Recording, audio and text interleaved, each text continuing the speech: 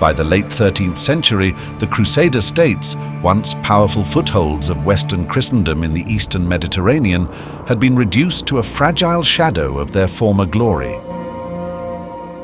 For nearly 200 years, waves of Crusaders had surged across these lands, founding kingdoms, losing them, and fighting to reclaim them in an endless cycle of ambition, faith, and war. Now, that long struggle was drawing to its final chapter. At the center of it all stood the coastal city of Acre. It was here, behind its towering walls and crowded harbors, that the Crusaders would make their final stand.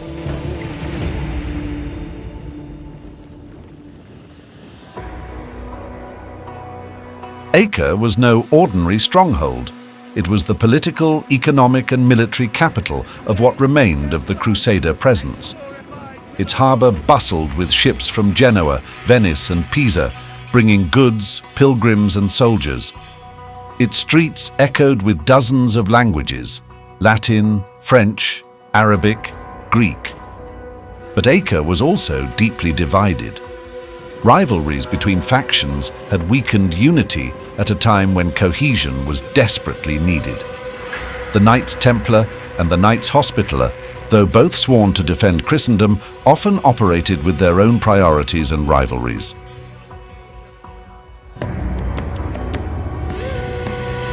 The Mamluks were a powerful military elite who rose to rule Egypt and Syria in the 13th century. The Mamluks became formidable opponents of the Crusader states, determined to eliminate all remaining European footholds in the region.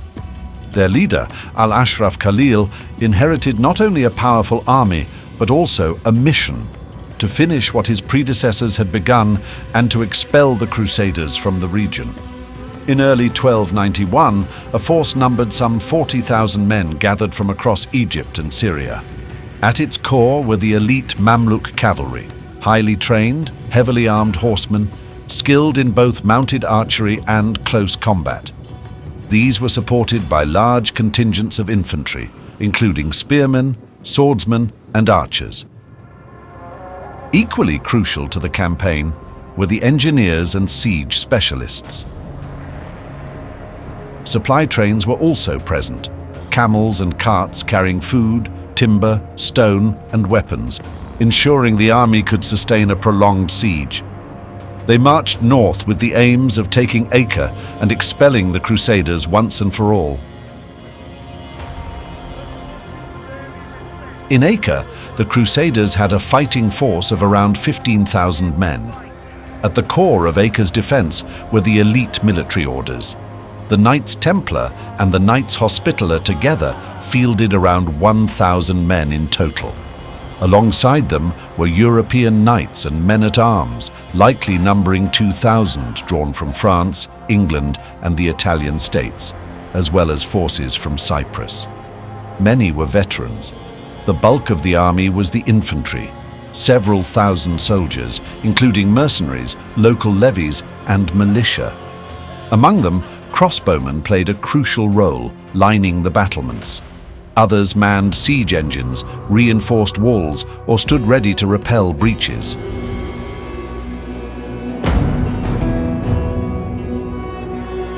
In early April 1291, the army of Sultan al-Ashraf Khalil arrived before Acre. The city was quickly surrounded. Camps stretched across the plains, cutting Acre off from the land. Only the sea remained open. Within days, the Syrian contingents arrived with siege engines. Towering trebuchets were dragged into position.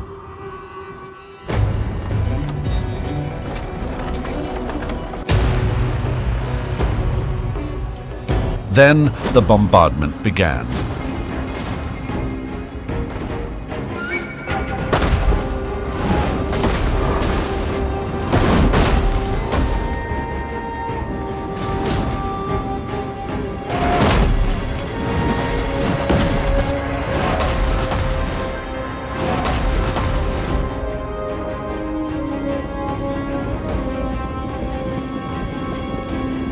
The defenders responded with everything they had: crossbowmen lined the walls, firing into the siege lines.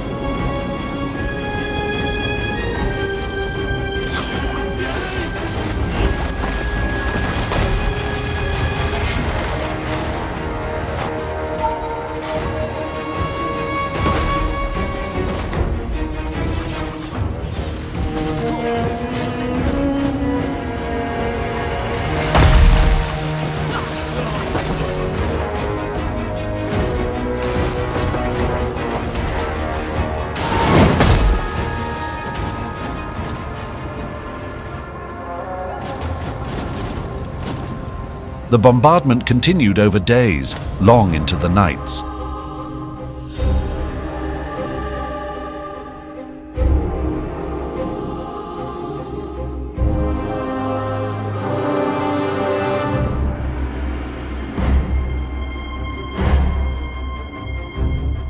The defenders struck back.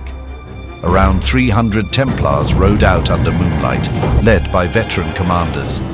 Their target was the Mamluk artillery, those great engines that were slowly tearing Acre apart.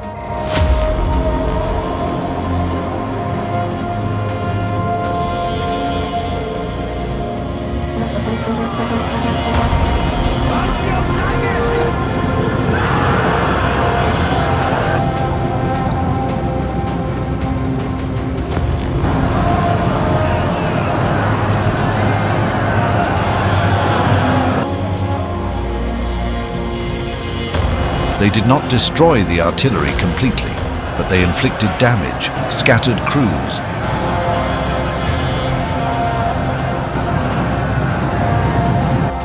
After fierce fighting, the Templars withdrew, bringing back captured supplies and trophies.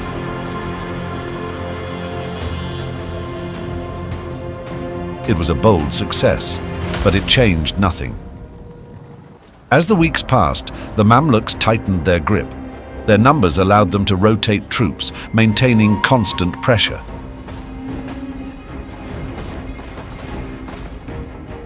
New siege engines replaced damaged ones. Mining operations began beneath the walls, weakening the very foundations of Acre's defenses. Inside the city, conditions worsened rapidly. Food supplies began to run low. Fresh water became harder to manage, and disease spread in the crowded streets. On May the 4th, Henry II of Cyprus entered the harbour with around 40 ships, bringing 700 fresh troops into the city. For a brief moment, morale surged. Reinforcements had come. The city was not abandoned. But the illusion did not last. Against an army of tens of thousands, 700 men could not turn the tide. This was only a delay. By early May, the damage to Acre's defences had become critical.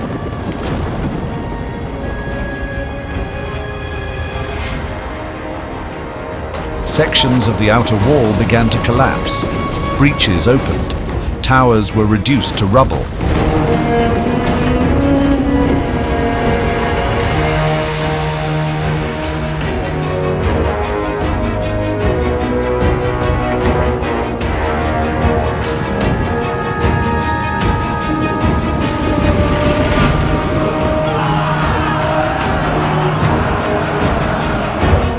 Knights Templar and Knights Hospitaller led repeated counterattacks, striking at siege lines in small, disciplined groups.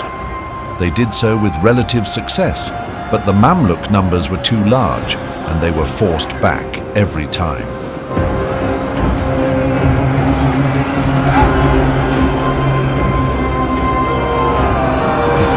Despite inflicting somewhat significant casualties on the Mamluks, each time they returned, their numbers were smaller.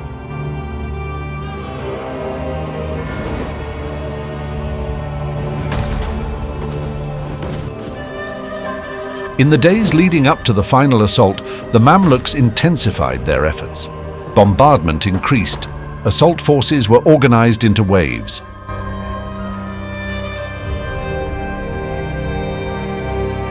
Inside the city, the defenders prepared for the inevitable large-scale attack.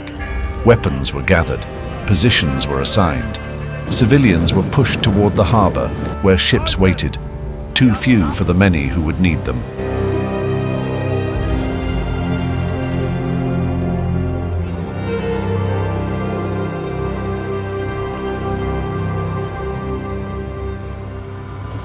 By this point, thousands had died on each side.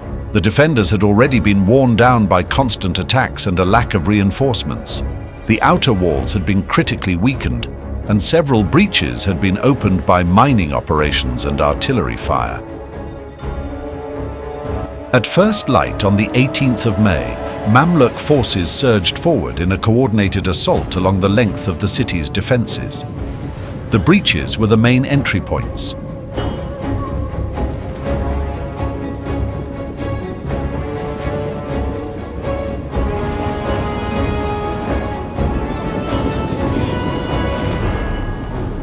The Mamluks attacked multiple entry points at a time, stretching the defenders' forces thin.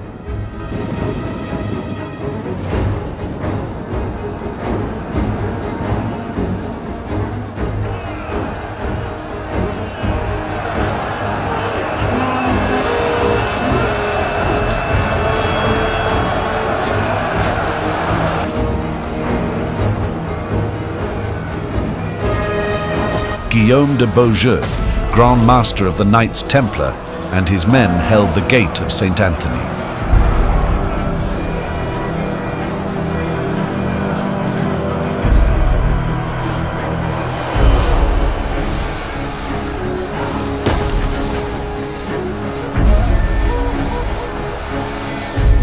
But soon into the fighting, he was wounded. He managed to escape the fighting with some of his men and reached a safer area.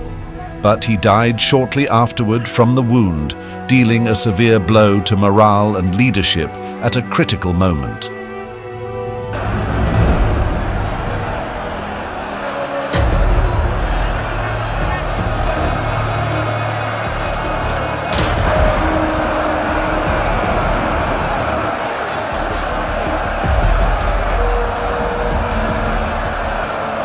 The first breakthrough came when Mamluk troops forced their way through a collapsed section of wall near the Accursed Tower, while further north, the Order of St. Lazarus held their positions stubbornly.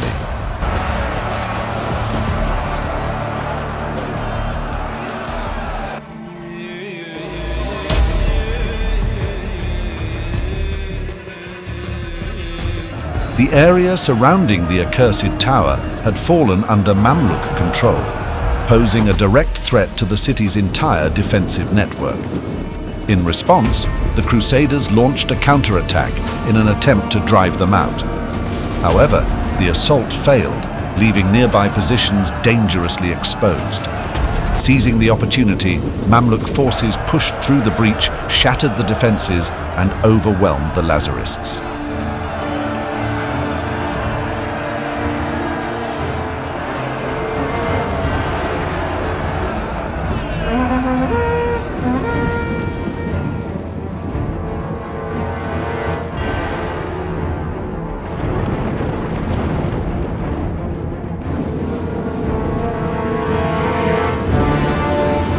As breaches multiplied and defensive coordination collapsed, the Mamluks poured into the city and the battle rapidly devolved into brutal street fighting.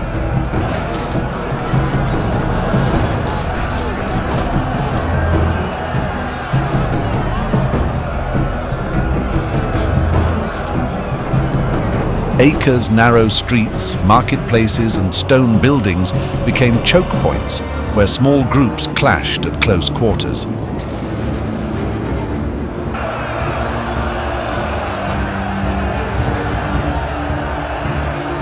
The attackers maintained momentum by pushing inward in successive waves. Fires broke out, civilians were killed.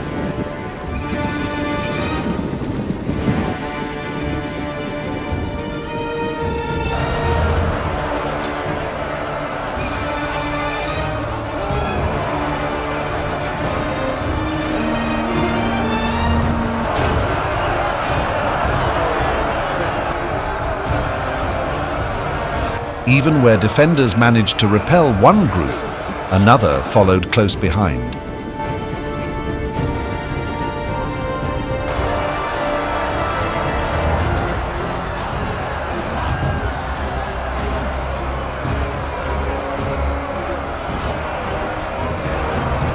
By this point, the Mamluks effectively had control of the city. Civilians and soldiers now started fleeing toward the harbor, hoping to escape by sea. The retreat quickly turned into disorder, with many struggling to get on the few ships. The situation was made worse by rough seas and strong winds, which hampered evacuation efforts. After the final resistance collapsed, the Mamluks swept through the city, killing any remaining defenders and civilians who had been unable to escape by sea. Survivors were rounded up in the streets, with thousands taken captive and sold into slavery across the Mamluk territories. The city itself was systematically looted, with valuables, weapons, supplies, and religious treasures seized by the victors. Mamluk forces then demolished much of Acre's military infrastructure, including walls, towers, harbors, and surviving Crusader strongholds to prevent any future Christian armies from using the city as a base for another invasion.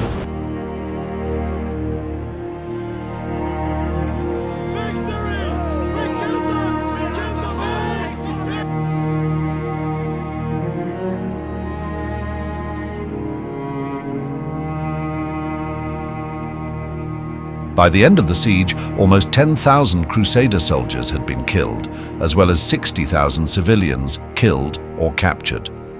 The Mamluks suffered fewer casualties to the Crusaders, perhaps 7,000 men. Refugees who escaped fled mainly to Cyprus and other Mediterranean territories, carrying news of the catastrophe throughout Europe. With Acre destroyed and abandoned as a Crusader capital, organized Crusader rule in the Holy Land effectively came to an end, while the Mamluks consolidated complete control over the region's coastline and trade routes.